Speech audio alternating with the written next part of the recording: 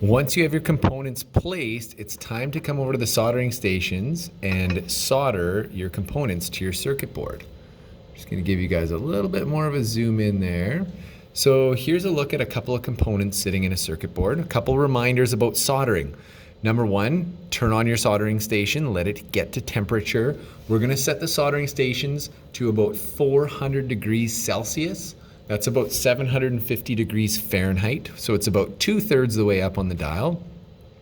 As it gets up to temperature, make sure that you have a wet sponge at your soldering station. Make sure you have a little piece of solder to work with. And then once you're ready to go, start off by cleaning off your soldering iron tip on your wet sponge. So remember, nice light brush strokes to clean off the tip of the soldering iron. Should be nice and shiny when you're done that. So here's an example of a nice clean tipped soldering iron, just like that. Okay, now we're gonna go in, and just as a reminder, when you're soldering, you need both materials that you're joining together to be hot enough to melt the solder. If you don't have enough heat, you're not gonna get a proper solder joint, and it'll make what's called a cold joint. So what we're gonna do when we're ready to heat up is we're gonna take our soldering iron and we're gonna place it up against the lead of our component and the circuit board. The place where those two join with each other, we're gonna apply pressure, okay? Once we have pressure applied, we're gonna hold it there for a few seconds. We're gonna allow some heat to transfer there, and then we're gonna try touching the solder to the copper. Okay, and what that should do is test to see if the copper's hot enough to melt the solder. If it's not hot enough yet, you gotta keep applying that heat until it's warm enough to melt that solder. Okay? All right, my tip is nice and clean. I'm gonna apply some heat to our solder joint. So I'm gonna put a little bit of solder on the tip, just like that. So I'm just tinning the tip. Added a little bit to the end there, okay? And now I'm gonna set the soldering iron on the component lead that I'm trying to heat up, and it's up against the circuit board. Now I'm just gonna touch the solder in the area here, and now it's heated up. Now I'm gonna move my soldering iron up the lead, just like that. Okay? Now that solder joint wasn't perfect because what happens is sometimes when you're soldering the first leg of a component, the legs will still move around a little bit on you. But once you have one of them soldered in place, like this one here is soldered in place, that's gonna help hold the other side of it, which is gonna be this leg. It'll keep it from moving on you. If a solder joint moves while it's in the process of freezing, it's not gonna give you as solid of a solder joint, okay? So I'm gonna clean my tip again, have a nice clean tip. Usually every 1 or 2 solder joints, you wanna clean it off and just re-tin, put a little bit of solder on the tip.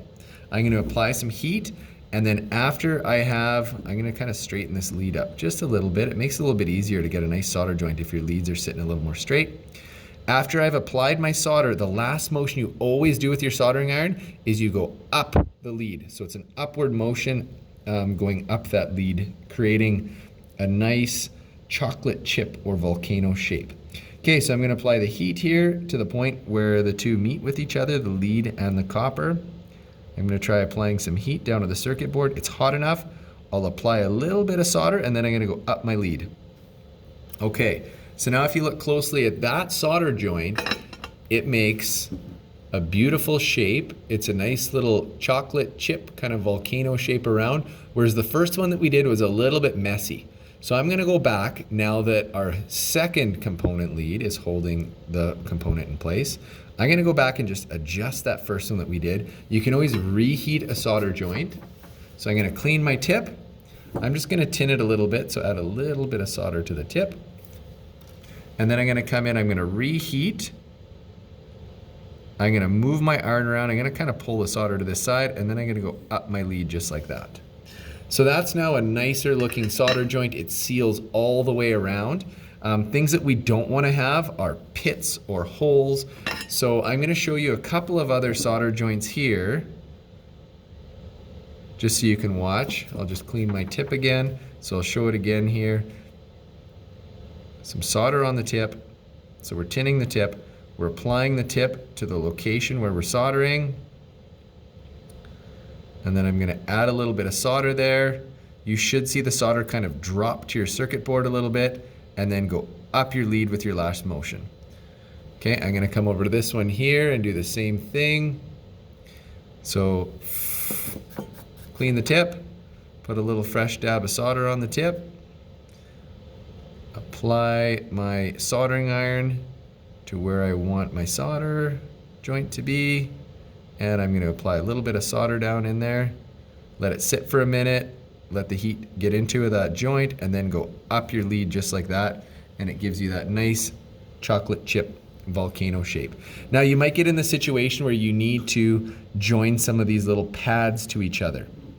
So if that's what you're gonna do, make sure that you're applying heat to the pads. You can't just drip solder onto there, but instead you can put a little bit of solder on the tip of your iron, and then you can come and apply heat across the location that you want the solder to transfer to.